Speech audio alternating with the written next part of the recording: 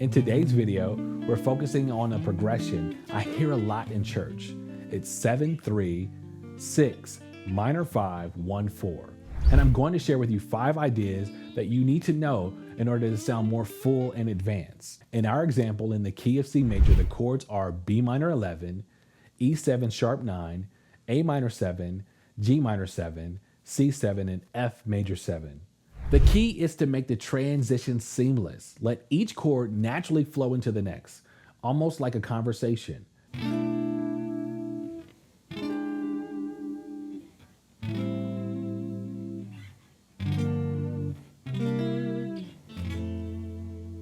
And here's what you need to know. When you listen to the keyboard player, first learn the progression. Next, make sure that you play the chords cleanly, and then the transitions are smooth. Once you nail this, then it's time to tell the story and add character to the progression. But how do you take this gospel progression, 7-3, 6, minor 5, 1, 4, and turn it into something that draws people in? The answer lies in adding character through subtle details. And this is where the arpeggios and hammer-ons come in. So when you're playing the arpeggios, you want to make sure that you're going each individual string. So when I'm playing this, I want to stop on the B string. That's the last note that I want to play when I'm playing that B minor 11. And then upstroke to the next note. Now, even when I go to my 3, I'm allowing my fingers to kind of dance, thinking like a keyboard player.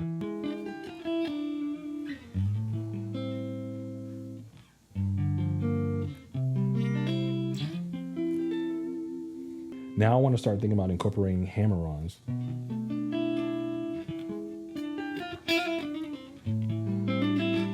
So especially on that 6 is where I want to start laying on my hammer-ons.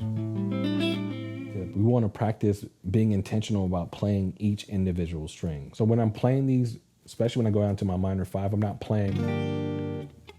we're not doing any high E string. In this progression, I'm not really playing the E string ever. I'm only focusing the last note that I want to focus in, or last string I'm focusing on is the B string.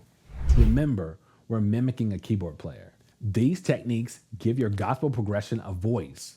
You're moving past noodling and basic chords and stretching ourselves to play more intentionally. Now we're starting to sound like a keyboard player. Is there a way to guide the listener's ears from one chord to the next in our progression? Absolutely. This is where the connecting licks shine. Here are the 2 advanced licks to try. Lick number 1, F, E, D, C. Lick number 2, E, F, G, A. So that's the lick. Land on the first chord, which is that B minor 11. Going to that E7 over sharp 9. And then minor 5, C, and then 4. We're just going to kind of walk it up on the B string.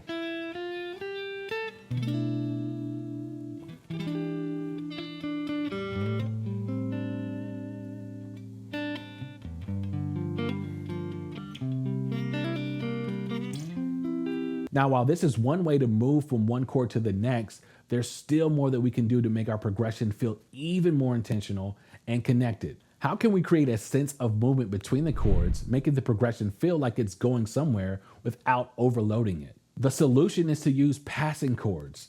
These transitional chords are like stepping stones, bridging the gap between the main chords in a way that feels seamless. Here's the example of the passing chord sequence. It is 6, 5, 6, flat 7, C over B, 4. Chromaticing down from 5, 5, 6, flat 7, B over C. I like to extend them in 4. So,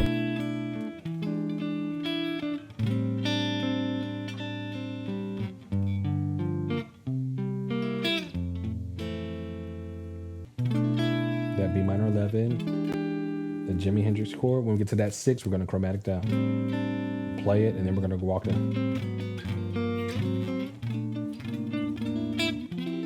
There's still one more area that often is overlooked because it feels tricky, but it's worth exploring. For many players, this step can feel overwhelming. Combining all of these elements especially with this progression, can seem tricky at first. But here's the good news.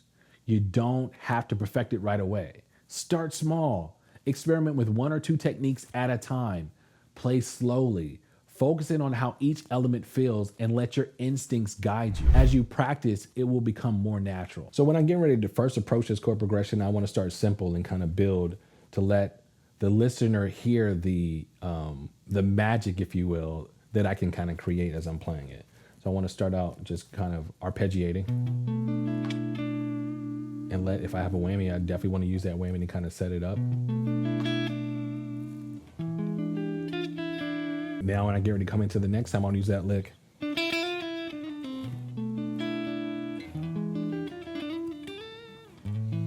Now that walk up that I did,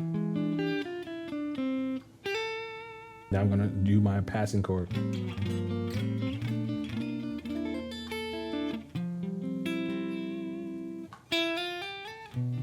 I use my second lick. So each time that I'm going around, I want to think about, I'm really trying to convey an emotion. I want people to feel each pass that I'm doing. So I may bounce between sometimes just playing the lick. Sometimes I'll add in a passing chord. It's just really, you get to articulate and to decide what it is you're doing in that moment. The gospel progression we covered and we worked on today is just one example, and these techniques can be applied to any progression. Start listening to more keyboard players. Sit on a rehearsal and soak in what they do. Once you get comfortable sounding like a keyboard player, you may be ready to fill in that space when there's no keyboard player around. That's why you need to check out these next videos in this series right over here.